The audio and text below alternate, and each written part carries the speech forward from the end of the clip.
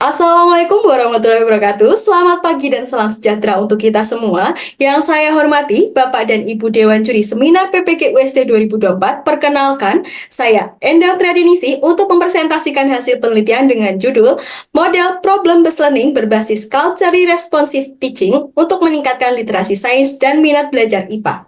Penelitian ini dilatar belakangi dari rendahnya literasi sains di Indonesia, di mana literasi sains itu merupakan kemampuan yang harus dimiliki oleh peserta didik untuk menghadapi tantangan abad 21.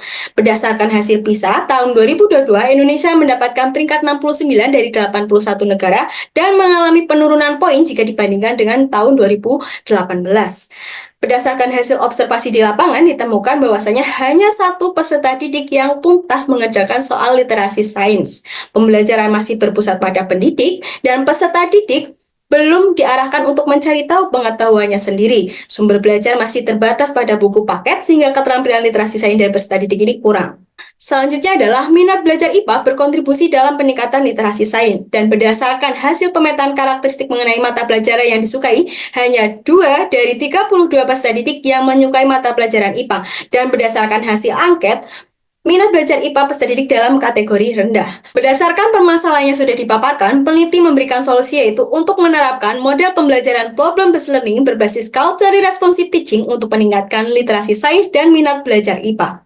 Selanjutnya adalah metode penelitian. Penelitian ini merupakan penelitian tindakan kelas yang dilaksanakan di SMP Negeri 3 Sewon, kelas 8D, sejumlah 32 peserta didik pada mata pelajaran IPA, materi unsur, senyawa, dan campuran, dengan metode pengambilan data yaitu wawancara, tes literasi sains, angket minat belajar IPA, dan untuk desain yang digunakan adalah desain PTK menurut Kemis DKK 2014 dimulai dari prasiklus, siklus 1 hingga siklus 2. Pada tahap prasiklus ditemukan bahwasanya literasi sains dalam kategori sangat kurang sekali dan minat belajar dalam kategori rendah. Selanjutnya adalah peningkatan kemampuan literasi sains dari peserta didik pada aspek konten.